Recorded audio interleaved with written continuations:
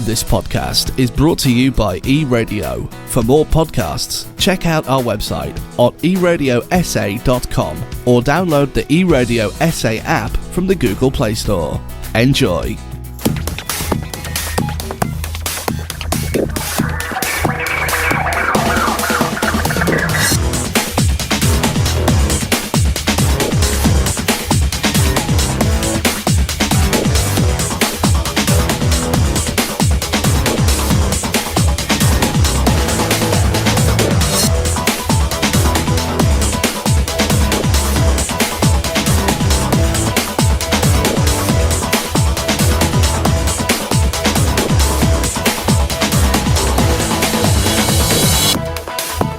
Yes, hello to you and welcome again to TechPlus, the show where we talk about all things tech. My name is Eon and as always joined by Kaine. Kaine, very big hello to you. Hello. Welcome to the month of August. We have arrived in the 8th month of the year. I can smell Christmas. I still feel mentally stuck in February. I'm like, not ready for August. I'm sort of in April, I think. Yeah, I feel like I'm still in April. I don't know why. So I'm 4 months behind. I'll tell you what, the sun going down later is much appreciated. Yeah, we just spoke about that off air. Sunset is a little bit later, sunrise is a little bit earlier. So it helps, It helps us to get out of bed and also stay outside a little bit longer, which is much appreciated. You finding it's quite cold at the moment? Yeah, well, tomorrow's going to be very cold again, so I think August is going to be like up and down, and then when September comes, then we're going to get like spring, and the warmer days will become more, well, hopefully, you know what the scientists are saying at the moment, the weather people are saying that the weather is becoming more and more unpredictable. It's becoming more and more difficult to predict the weather, so... That doesn't bode well. No, so you never know. One of these days, you don't know. Maybe the seasons will shift dates. I don't know. Well, here's something new that we do know. Yeah. Apparently, there have been some studies, and apparently several recent studies found an association between eating ultra-processed foods made with ingredients not found in a home kitchen and cognitive decline. New preliminary research presented at the Alzheimer's Association International Conference suggests that regularly eating processed foods such as hot dogs, bacon, and bologna increases the risk of developing dementia later in life. The study tracked more than 130,000 adults in the United States for up to 43 years. During that period, 11,173 people 11,173 people developed dementia. Those who consumed about 2 servings of processed red meat per week had a 14% greater risk of developing dementia. So there you go. If you like to eat hot dogs and ultra processed foods like bacon and bologna, you could find yourself with a 14% greater risk of developing dementia, and that's not a small percentage. So yeah, I'm a bit worried because I don't even eat all that stuff, and I already sometimes have terrible memory loss. So you should stick away from those foods with haste. Yeah, I like stuff that happened in the 90s and early 2000s. I can easily recall, but ask me where my keys are. I don't know. Couldn't tell you. Hey? Yeah. That's the worst feeling in the world, where you've put something somewhere in a moment of like non-recorded mental activity. You just, you've got your keys in your hand. You're like, oh, I got to do this. And then you're like, okay, let me grab those keys. And you're like, I'm always so deep in thoughts. Where did it go? Yeah. Or sometimes maybe you took some medication and you don't know if you actually swallowed it. Like you sit with a pill box. Did I just drink it or not? I don't want a double dose. Did I actually have keys even to begin with? Do you remember Boomerang? The show on DSTV. Was it the channel? The channel, yeah. Yes, It was like TV. next to Cartoon Network. It'd always be like, "That's all, folks." Yes, yeah. And then it had the little the logo. The logo would like draw itself with wiry writing. I remember it now. Is it not there on DSTV anymore? Well, apparently the app and website for Boomerang, Warner Bros. Discovery's streaming service featuring classic Warner Bros. Cartoons, is being shut down on the 30th of September in favor of Max. Warner Bros. Digital is no longer offering Boomerang subscriptions. So apparently it's moving to Max, essentially. So if it's still on DSTV, then they're going to lose the channel. How does I it don't know work? what's going to happen. I mean, DSTV will have to buy Boomerang from Max now, because obviously it goes to Max. And I think Max is the Warner Bros. And Discovery streaming service combo. Called Max, and obviously Boomerang is moving there. But I remember Boomerang. Yeah, but I obviously first prize is Cartoon Network. Yeah. Because that's where you got all those originals from. But it was close between Nickelodeon and Cartoon Network. I'm not going to lie. Let's I talk really about liked Cartoon Nickelodeon. Network. What do you remember from Cartoon Network? I remember everything. I'll go Dexter's Laboratory. Oh, really? You're going with Dexter's Lab first? Yeah. Edie and Dexter, remember that? Yes. What does this button do? We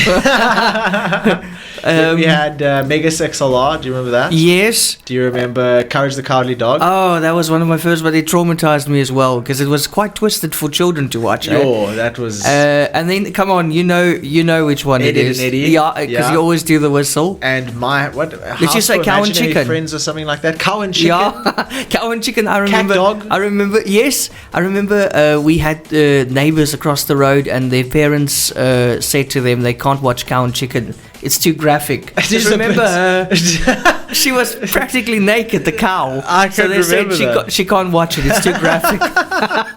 so they banned Cartoon Network Billy in the and house. Mandy, Powerpuff Yes. Girls. Oh man, Powerpuff Girls. Yeah, that was a favorite. Mojo Jojo.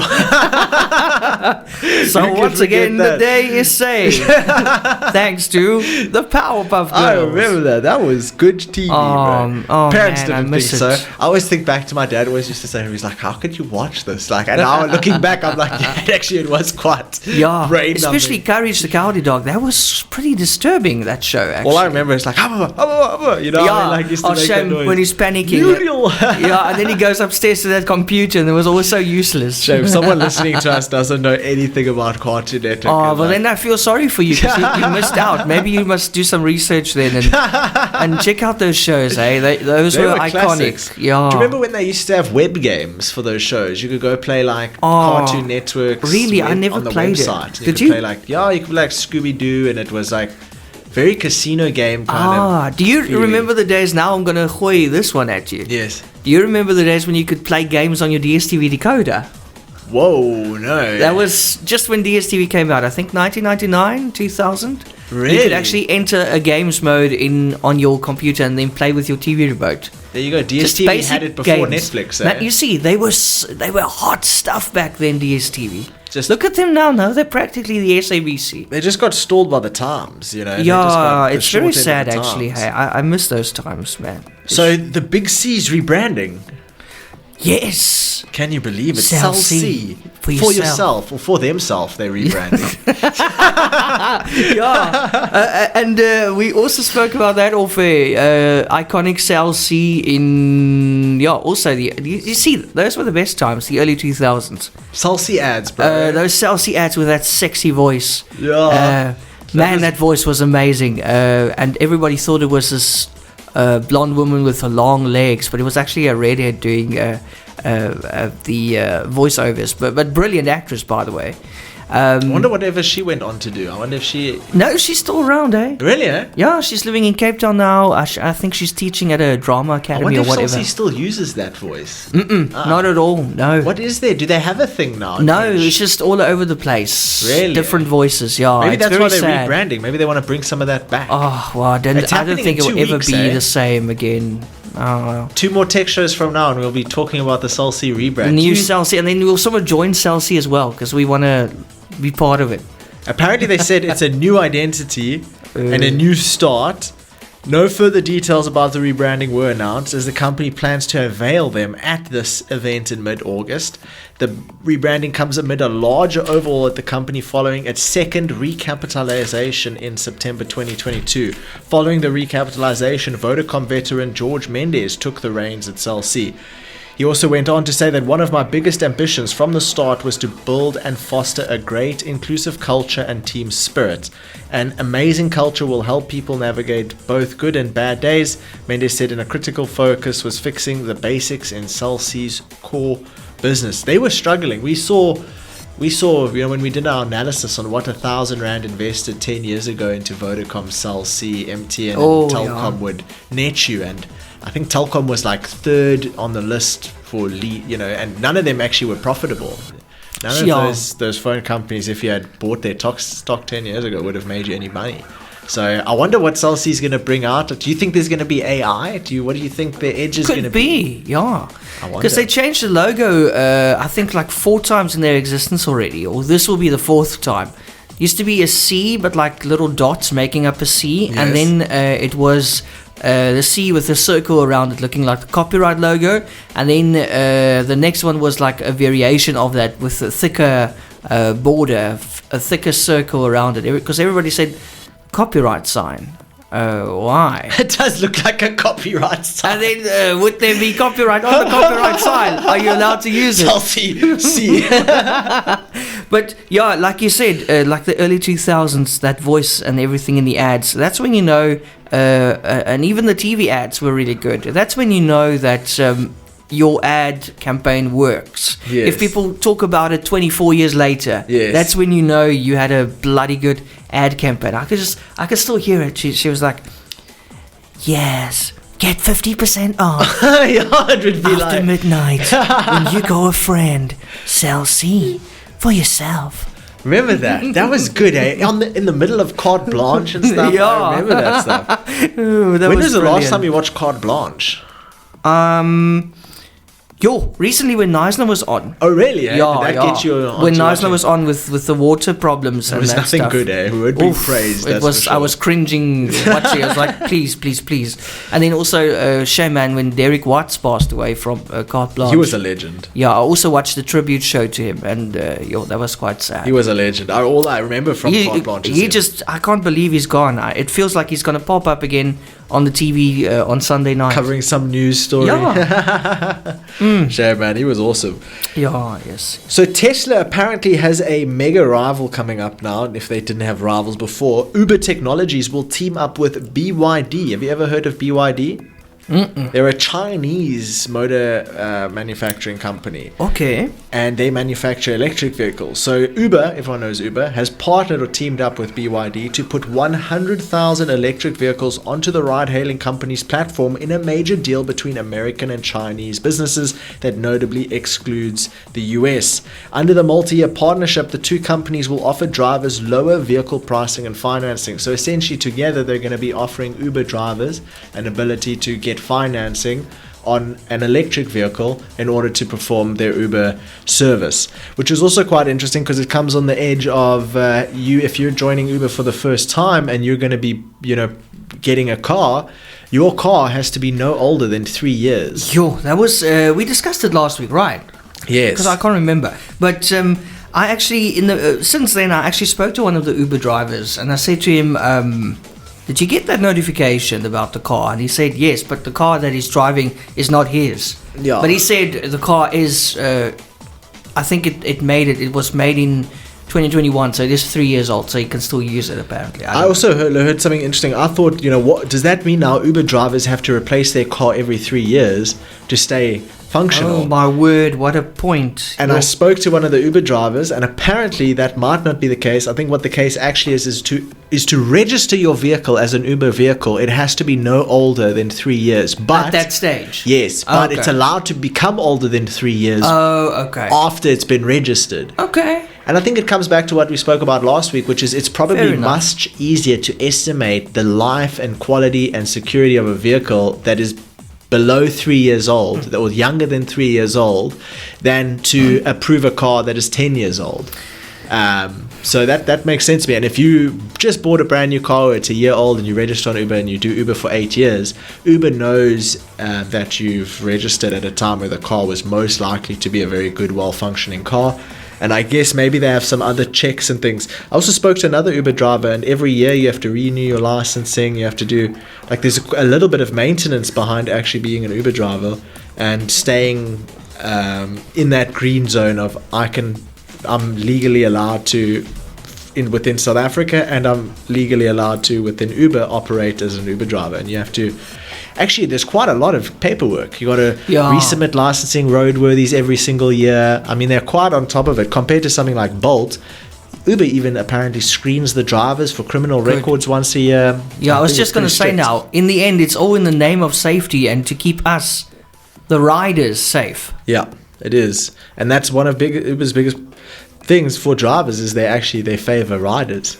Yeah. You know, it's the drivers delivering the service, but it's the riders that are favored. So a lot of things happen to drivers that is pretty challenging for them. Yeah, they also get stuff happening to them. It's not always the other way around. Like, sometimes people just order an Uber to hijack it.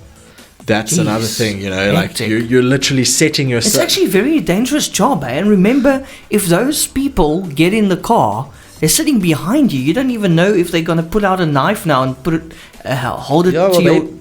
They pick you up and tell you where to go, you know. At no Yeah. point is the driver in charge of where he's going. So And you can't see behind you. That's very scary. I think there's just a responsibility for drivers to say, you know, this is this ride that's being requested. It's going to an area I'm not comfortable with at a time I'm not comfortable. Don't take decline. it. Yeah. No 40, 50, 60, 100, 200, 300, 500 rand is worth. But I also heard that if they decline, they're not allowed to decline. I don't know. I think there's a limit of declines they can Yeah, they have. can. And then they get like They'll get penalized. Yeah. But the real unfair part is if you were to let an Uber driver in Knysna accept every single ride, the likelihood that he actually the majority of his rides may or may not be profitable. That's the thing. And some rides might actually cost him the bit of money they made from other rides because they might have to go, you know, from Pazula to Brenton to pick someone up or something like that, and they only get paid for taking them from Brenton to wherever they go. So that trip across Knysna just to get there is uncovered. Sure. So it is a challenging job, you point. know. Hats off to the guys out there that are The doing business it, model is still a little bit flawed. It needs some work for small towns. Yeah, absolutely. yeah. Tip your Uber drivers. They're out here working hard. There's no doubt. Yeah, please. There's absolutely afterwards no doubt. and give them a nice rating. Do you know who didn't get a nice rating? Eskom, who apparently got hit with a 3 million rand warning the other day. I saw that, yeah. I mean, 3 million rand to Eskom, I feel like is not much now that we have the new electricity prices, which are like serious. So it's already covered. Listen, I couldn't believe it when the electricity minister this week said that they actually generated too much power this week. What? That's a nice change. Look at the picture last winter and look at the picture right now. I can't believe that they actually have a surplus of power. So they had to switch a few things off because it was making too much electricity, and that's also bad for the grid. It's just, how did it get so fixed so soon? Where's all the extra energy coming Where from? was this all of a year sudden? ago? We needed this energy. A year ago it was the absolute opposite. Something sounds So fishy. that's why I understand some people when they say it's man-made. Skepticism, you know, they can naturally be there because it is odd. Like, how do we have excess power now but we didn't a year ago? Like extra power. That was unheard of. What a commodity. It was always, we don't have enough. Switch off everything except for your TV. So you're telling me we were -1 load shedding stage? Yeah. Now they actually have extra power. What? That's unreal. So apparently the Johannesburg Stock Exchange, or JSE, has censured Eskom and fined it 3 million rand for failing to comply with the JSE's debt listing requirements. However, the fine is wholly suspended for 3 years, provided Eskom isn't found to be in breach of similar provisions of the debt listing requirements during the suspension period. Apparently, Eskom failed to comply with provisions of the debt listing requirements after its promulgation in 2020. Consequently, in September 2021, Eskom applied to the JSE for an extension to finalize the relevant policies and registers, and the JSE granted Eskom an extension from September 2021 to February 2022, which they also missed that and the follow-up to that as well, and now they've been fined because they didn't provide this documentation. According to them, apparently the documentation they have to provide is based on, you know, whether they've lent money to anyone or whether they're lending money from anyone, but they've gone on to say that they don't kind of participate in any of those kind of dealings, so there's nothing to report. But we will see exactly what the case is. But it's a 3 million rand fine, so I mean, I'd rather just submit a report that has nothing on it than Exactly. get 3 mil fine, you know. Couldn't they get somebody to just type up a quick empty Excel sheet? Expenses. Just a little Word document with a letterhead or something, you know. Man, that's crazy. Before we go to the music break, the last one, Threads. Remember Threads? Yeah, Latest Threads. The Zuck ex-competitor, Twitter. To Twitter, yeah. The Twitter competitor, or the ex-competitor, Threads has just hit 200 million monthly users. Are you one of them? I am one of them. I'm one of them, but I'm inactive. I'm not active on Threads, to be honest with you. Yeah, I'm not. In fact, I actually closed my Instagram account. I don't take that many photos. You don't have an Instagram account? Nope. Facebook account? Facebook, yes. So you should have a Threads account as by extension if you have a Facebook Nah, I account. didn't say they can do that. I didn't give them permission. You're not a fan of Threads, eh? Yeah, so I'm officially old now. I only have Facebook. I don't even have TikTok. I was watching a video the other day that was made in like 2008 or 2006 or something like that, and they were talking about MySpace as if it's as popular as Facebook. Like MySpace, one of the guys that in was the quite TV big. shows brought up MySpace, and the other guy didn't know what the heck it was, and the whole joke in the show was that this guy didn't even know what MySpace was. And it's so dead now. Like I've never heard of MySpace in ages. You could put your music on there. If you had a band, yes, you could put your music on there. On MySpace? Yeah. Wow, I wonder It what was happened quite cool, to it. actually. Was it a Microsoft thing? Oh gosh, I don't know. Who Not too knows? sure. Is it time for a music break? Oh yes, let's put our music on. Here we go. Welcome back to TechPlus on this Saturday with myself, Eon, and also Kaine, discussing the week's biggest tech stories. Kaine, what is up next on the agenda? Here's something I think you might find very interesting. AI startups are currently saying that copyright violation is kind of just rock and roll. Suno and Udio, have you ever heard of Suno and Udio? No. Suno and Udio are essentially music generation AI tools. So in the same way that you might use something like Midjourney to create an image with a text prompt, you might say, hey, show me a VW van with a red V on the front, and it will make you an image. Well, Suno and Udio is like, make me a country music sung by Lil Baby, and it will go ahead and it will produce a track for you that sounds like what you've asked or what you requested or what it interprets as your request. And the problem is that, you know, with this music being produced, some people have noted that some of the audio and some of the vocals that you hear in this music kind of sound similar to famous people like Michael Jackson and Nirvana and, you know, it's all these well-known artists. And the argument is, well, it's a copyright infringement if you've just used Eminem's voice in another capacity.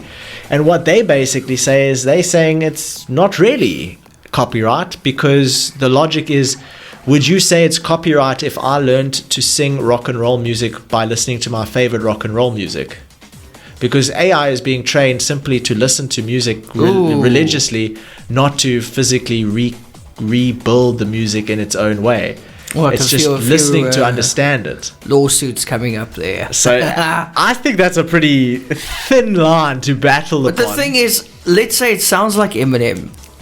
If you're making it and it sounds like Eminem, are you marketing it as Eminem? Because that would not be allowed. Because what happens if I listen to like 150 songs a day of Eminem, and in 6 months I produce a song where I sound almost exactly like Eminem? Am I copywriting? I think you can do that, but you can't release it and say it's Eminem. You can't put it out there and make money off of it, you think? Is that where the line is drawn? You can put it out there and say, hey, this is a cool song, but you don't think you should make money off of it? I don't know. I mean, if you sound like him, maybe he inspired you, you know, so that's not a problem.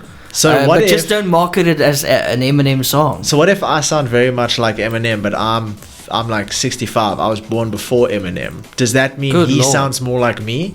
And therefore I should in fact... Oh no, that's a twist. That's a twist right there. So, and now we bring the other element is, well, what if I let a computer listen to a lot of Eminem and then tell it just to make whatever song it wants, and all I've ever told it was Eminem's music, so the song it makes happens to sound like Eminem, but all it really knows is Eminem, but it's never been a song that Eminem has ever produced or a backtrack that he's ever used. Is it copyright? I think it's all right as long as you don't release it and say it's Eminem. I think it's complicated, and It's I think quite they're going to complicated. fight. I don't think it's going to be a fan of that. Also, maybe you'll release it as Eminem, but just an extra N at the end. Eminem and Eminem. Or it's M&M's like M and M's. yeah, Like an M and an M. it's more the like chocolate. a parody. Yeah. So apparently the RIAA is seeking damages of up to $150,000 for every work infringed. So they must have trained these AI models on hundreds of thousands of songs. So 150,000 times hundreds of thousands equals big problem. Not a lot of money that you have lying around. So it's going to be a very interesting thing, and it's a very important stage in all facts. We have the video game industry currently under strike because they want to protect their intellectual property by not allowing big franchises to use their hard work to train AI without compensating them appropriately, so that AI can essentially do their job without them. And that's the whole argument that's going on, whether it's in music, we're seeing it here with Udio and Suno, whether it's in art, we see it with artists in the Adobe Creative Cloud problem that we spoke about last week, whether it's in movies or game development, we see it as well. Movies, we see Hollywood in communications with GPT and there's a video model, I can't remember what it's called now. But it's also a very popular video model, and Hollywood's been in chats with them trying to purchase license agreements and stuff like that so they can produce music or movies. And the reality of the situation is the product of AI is very worthwhile. The means by which they make the AI good is the part that has the blurred lines, because it's people's work, Exactly. it's human work, it's human employment, it's human revenue, and you're basically creating a machine that can outwork a person, outthink a person. Yep. Whether it's outwork cognitively, like in the breadth of the idea, or whether it's outwork in terms of turnover time. So if it can think twice as hard and twice as fast as you and produce 10 times faster than you, and your work was the one that trained this thing and you didn't get compensated for it, you'd be pretty upset. You know, if you were very good at building houses and someone built a computer just to watch you build houses, and you had this special technique, and now the computer sells, you know, the manufacturing of houses with your special technique for no labor cost at all, just a material cost, you would be like livid, you know.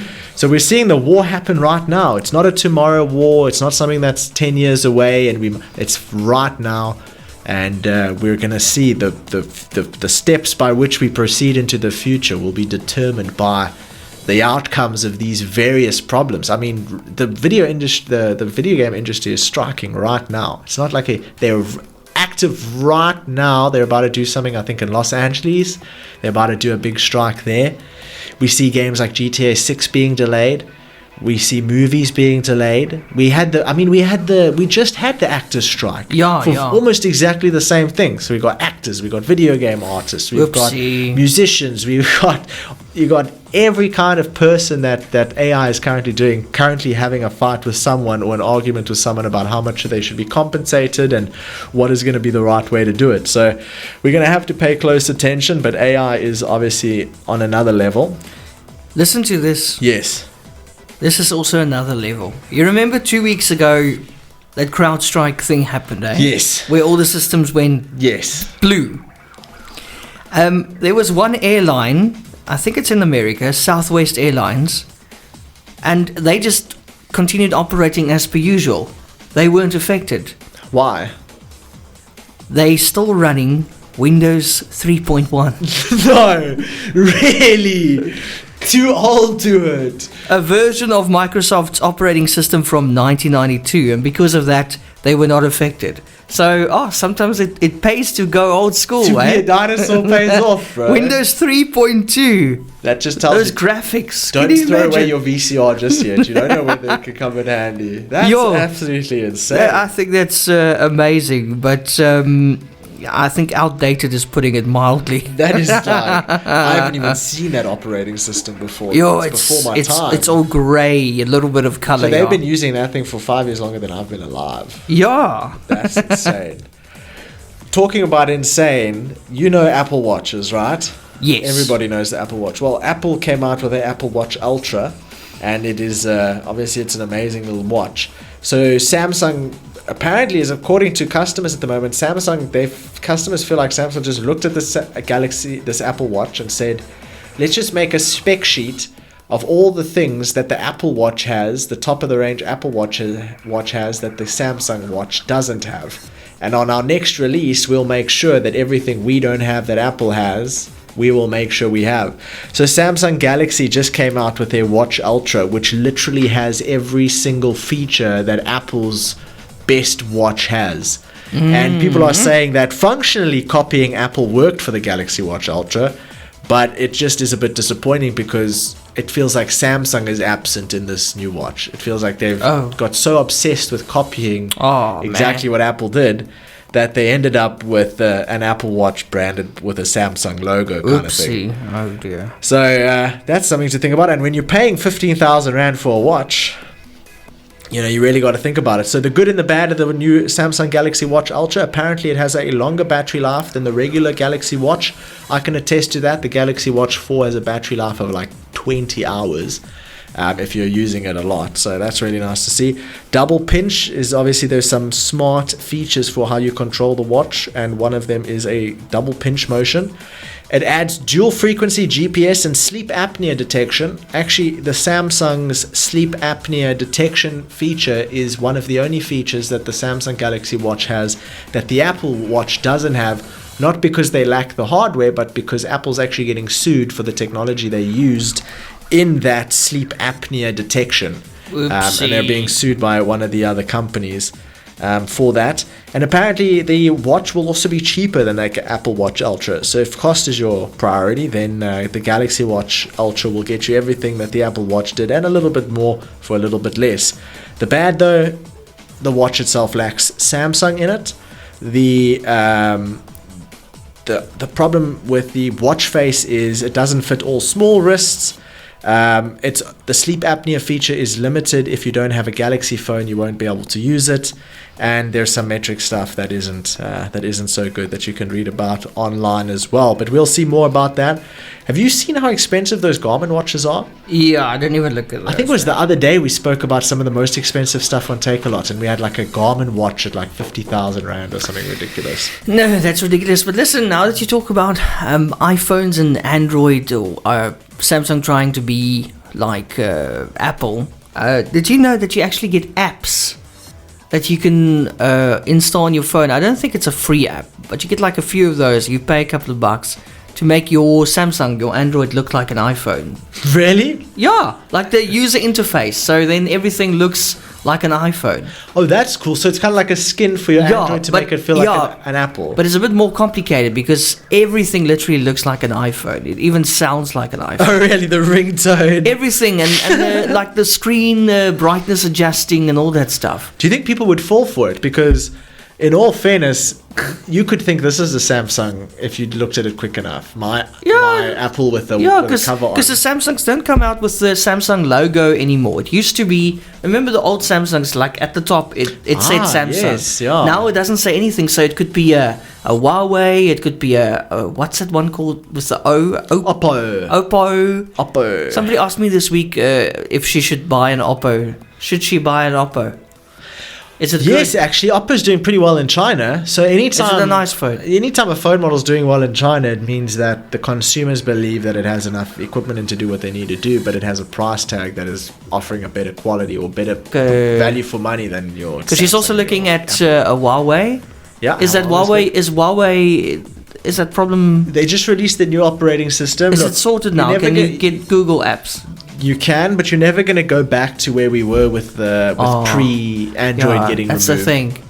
It just won't be the same. So it's not a problem. It's just if you need to be honest with yourself, if you're really not good with working with a phone, like if it confuses you trying to just use and navigate your phone, don't do it because it's going to confuse you a little bit more. But if you feel like you know your way around your phone and you see like a Huawei on the shelf and it looks really good and it's the right price tag for you and you're competent that you can use your phone pretty well, do it. You're going to get good value for money. They have some of the best tech. They have some of the most innovative features because they have to. They're limited by their operating system, so they have to bring something to the table, and what they bring to the more advanced users is actually valuable. So yeah, Huawei is good.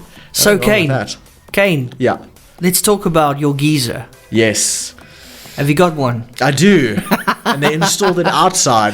Oh no! One Not of the those best outside invention. ones. Oh my gosh! My one friend's got a geyser outside, and they keep stealing the copper pipes. Oh no, really? Yeah. Shame now. And then she opens the tap in the morning, and then there's no hot water, and then oh gosh, they stole the bloody. Oh my goodness. But anyway, so you've got a geyser. Do you leave it on, or are you in the team that believes that you can just switch it on an hour or so before a shower? Not when it's outside. I don't think. Okay, well that changes the picture. I hey? kind of leave it on because it's You outside, leave it on now. I leave it on. Okay. What did you do in your previous house? Did you? I like manage the geyser. I would like keep it off majority of the time and occasionally switch it on. But sometimes we forget to switch it on, and then Yeah. you want to go shower. Now you got to wait at least an hour to go, and that's where this little thing comes in. So Okay. handy, a nice gadget. Okay, what does the gadget do? And it's only 350 rand on Take a Lot. It reminds me of the switch in your power. It is actually a switch that Okay. you put in over there. So you'll buy it, and then you shouldn't install it yourself. You'll get somebody to install it in the slot that your geyser switches. Okay. Is And it like then- a timer for And your then it geyser? manages it, but it connects to your home Wi-Fi. Okay. And you manage it off an app on your phone. Oh, that's cool. And then you can be in bed and like, oh, I want to go and shower tomorrow morning at 7. Then you like. So is it like a smart feature? It's a smart, it's basically a smart switch. So then you're like, hey, I want to shower at 7 o'clock tomorrow morning, so I'll set it for 7 o'clock tomorrow and then morning. it will turn on at 7 a.m. And it will switch off again whenever you want it that's to. sick. So that switch is then connected to your phone and Wi-Fi. So your How TV awesome is this? Did you even know about No, I this? didn't. So there you go. Your DV board can now have a smart And geyser I mean, how controller much? in it. I mean, how much will this set you back? 350 for this actual You thing? probably save 350 in a month. Yeah. So 350 for this little switch, and then just get an electrician to do it. How much will they charge an hour? Nah, not much, but probably like $1,000. Yeah, or even less. And then boom, Bob's your uncle. There you go. Next time your geyser pops or something, or next time your geyser's faulty, then go buy one of those because Yeah. then you can do it the So same it time. slots into your DB board, as you can see those Yeah. screws and everything. So it looks just like one of those, and connects to your home Wi-Fi. So as long as your Wi-Fi is working and your phone's on the network, then you can do That's this very cool. even I like remotely. And it's got a timer as well. So now people are asking, hey, what's it called? It's a smart Wi-Fi geyser timer with energy metering. You can even see how much electricity it uses. Wow. Smart Life Tuya app. That's TUYA. And that's on Take a Lot, eh? Take a Lot, my bro. Wow. It's got 220 reviews, and most people are very, very happy with this. 358 at the moment. 358 rants. That is nothing. Smart Wi-Fi geyser timer with energy metering. Smart Life Tuya app. That's what it's called. Sounds like a typical Take a Lot product with 20 words in its name. It's like Yeah. a huge name. Yeah, now go get it. But I haven't tried it myself. I'm really thinking of getting one. But yeah, then I'll let you know how it works. I think it's definitely worth it. If your house burns down in the meantime, it's not my fault. Don't do it yourself. Untested. Don't do it yourself. You need to get an electrician to do it. You can't just replace your own geyser switch. I don't think that's wise. On that note, is it time for a music break? It is time for a music note, yes. And welcome back to TechPlus. We are now in the final stretch of this week's show, our first one for the month of August, and we're talking tech. Kaine, what is next? Right now, I think we're going to take a look at some of the hottest topics of the day. We've got Google Chrome is going to use, and I think this is a very useful feature, is going to use AI to help you compare products from across your tabs. The new Tab Compare feature will pull product information from your tabs into one table. You know how useful That's that very is? nice, especially if you want to buy a new phone or new TV or whatever. The amount of links that I go through when picking something that costs more than like Wow, this is 5,000 very rand nice. is like... But is it for free, this comparison thing? Yes, it's going to be a Chrome-specific AI feature. It's going to look at whatever product you're looking at, and it's going to create a comparison table for you. My word. Whether you're looking at two phones or to toothbrushes. Because have you seen That's how complicated amazing. toothbrushes are now? You can get a toothbrush for $50 or 15,000 rand. So I mean, What does the 15,000 rand one do? you should use the Chrome tab thing to compare, because I'm still trying to figure it out. It cleans your teeth for you. It comes to your bed and brushes your teeth. Okay. It talks to you at night. It's also a friend. It's Wally. My toothbrush friend. Oh. Man. So apparently Google is doing it to help ease the pain of comparing shopping across multiple tabs in Chrome with a new AI-powered tool that can summarize your tabs. What's the value in it? Well, some sites will let you actually compare products, but if you're browsing Amazon and you're browsing Takealot and you're browsing Woolies Tech, you're going to find yourself in a thing where you're like switching between all these tabs. So what they're basically saying they can do is create a new tab that has all the product information from all your tabs that are open, so that you can just see it on one page and see, okay, this phone on Amazon, or this table on Amazon, or this piece of tech on Amazon compared to this piece of tech on Takealot has the following differences. And I'm sure in time the AI will actually create comparative summaries for you. They'll say, this is the clear winner of your comparison, it's the most cost efficient, or whatever. So we're getting some of that. That's actually a useful AI tool, I must say. That's a very good one. That could really help me. Apparently the Olympics is popping off on TikTok. TikTok is one of the most popular places to watch Olympic off-topic news, and it's where we saw some of the guys at the Olympics that got robbed. They got one of their vans broken into, and the guys stole his bicycle, and they stole like all of his clothes and all of his like nutrition stuff. It was like quite hectic, and then they found it dumped around in the street. Some other guys got robbed at weapon point just before the Olympics. So that was another thing. Apparently, they raised the Olympic flag upside down on one of the days. And then also there was one country, they played the wrong national anthem. They played... Oh my word. It stopped. I think another one was they introduced North Korea as South Korea. Whoa, oh, that's a big mistake. Oh my gosh. That will get you killed. Yeah, it was bad. And apparently like the Koreans like made an announcement like how upset they are about I what can happened. imagine, yeah. One of the wrestling teams were wrestling. I think it was Indonesia. I will have to be corrected, but the coach got so visibly upset by the judge's ruling that he went up in front of national TV and started stripping down, taking off his clothes and shouting and whatever. And then he walks off and you think it's all over, and another one of the coaches walks up and proceeds to also start stripping down. Yes, so have you ever been that mad that you start stripping, eh? On TV have you as a coach. But have you ever been that angry where you feel the need to take off your clothes? To just go to like national TV and just start. But why would you even do off. that? I also saw that the girls, well, the people are there's also the swimming. Yes. There's like a page or pages or whatever dedicated to all the bulges from the swimming. Oh yeah. All the different swimwear and how they zoom in on it. It is crazy. Did you see them with the fashion shows, like all the different people with all their different fashion for the Olympics? That's the popular stuff on TikTok. That's what's popping off on TikTok, which is really cool because you see a side of the Olympics that actually wasn't. I didn't know, it sounds like such a stupid thing, but I didn't connect the dots that these Olympic athletes actually have a life when they go to the Olympics and compete. Yeah. You think they just appear at the start of every event. It's beyond what you're seeing on TV. We saw their beds, their cardboard foam beds, and did you see that? No. They go look at the beds that they're sleeping in. It's like a cardboard frame. It's legit cardboard, and inside of it looks like packaging foam. And that's why? The bed. I don't know. That's what they sleep on.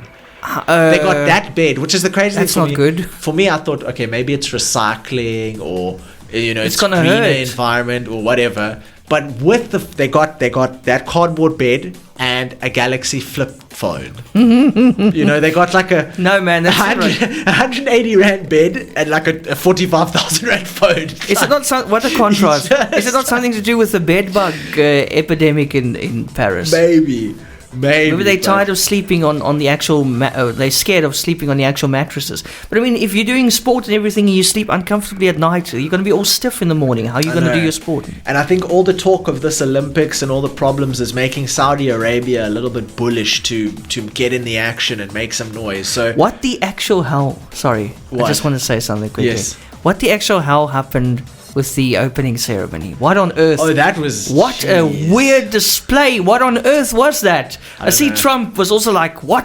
What on earth? What's happening? I don't know how enough important people put their heads together to make that. Was it actually planned to be controversial? Because damn, you succeeded. I think that was just had like some really cool ambition and it just got misinterpreted. No, it was just I don't even have words for it. You know when you think something's so good but you don't like miss the obvious like offensive things that might be rooted deep down because you're just not familiar with them. I think that's what happened. I don't think they tried to do something bad. I think they tried to do something really cool, but they just didn't apply, would this be found as offensive to any religion across the planet? Oh my lord, that was just... Because it was super offensive to the Christianity. Absolutely, yeah. It wasn't a joke. I actually wished that my TV would break. That's how bad it was. I just wanted it off. I wouldn't be able to watch it. Break. That guy dressed up in blue, and that was quite the show, eh? Yeah. Talking about show, remember the Saudi Arabia wall? The big, long, 150-kilometer wall that's actually a city. Saudi Arabia wants to build. Oh, wow, I remember. Yeah. So inside the country's linear smart city, more than 350 meters off of the ground is the Noom Stadium. This is a proposal for a World Cup stadium straight out of Cyberpunk.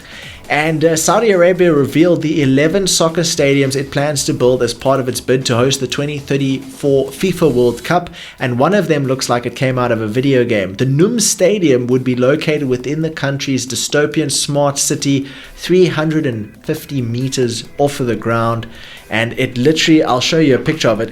It's literally a soccer stadium, 350 meters off of the ground, connected to a massively large straight line city. Sorry, I can't see that far. It's quite the sight. Oh my gosh, wow.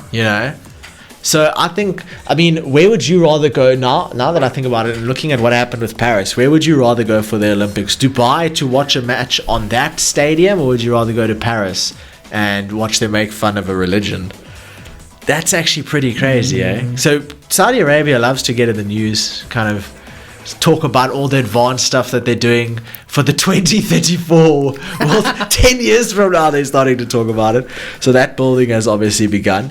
Then in some other news quickly, NZXT, which is a gaming PC manufacturer, they make PC cases and some graphics cards and some keyboards and things like that. They'll start renting out PCs.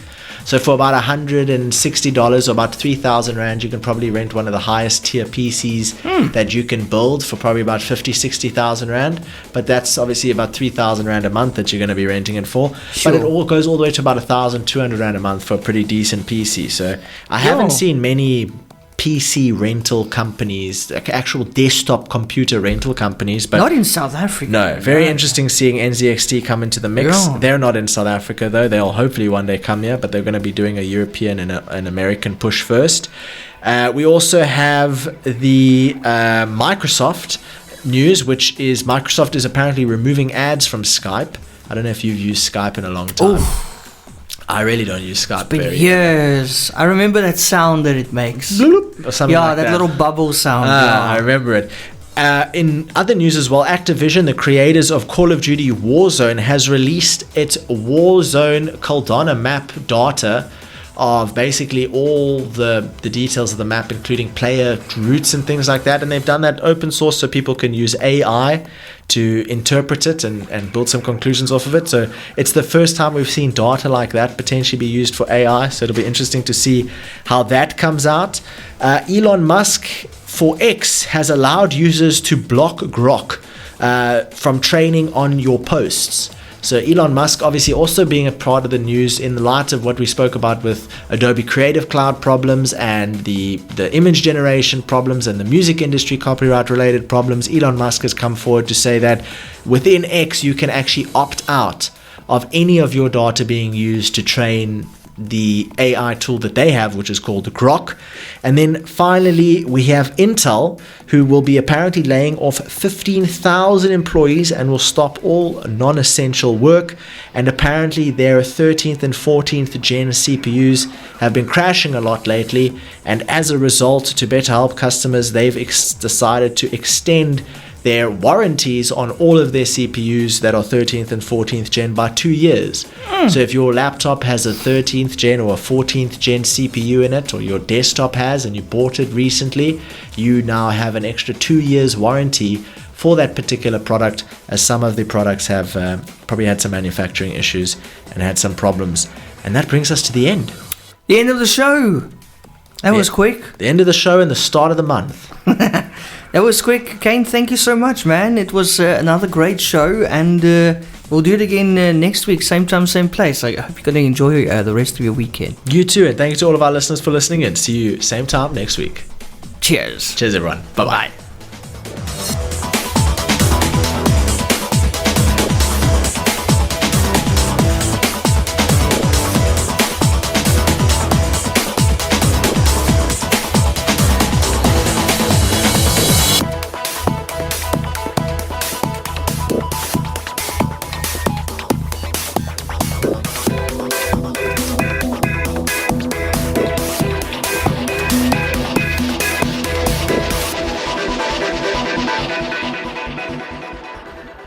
This podcast was brought to you by eRadio. For more podcasts, check out our website on eRadioSA.com or through the eRadio SA app from the Google Play Store.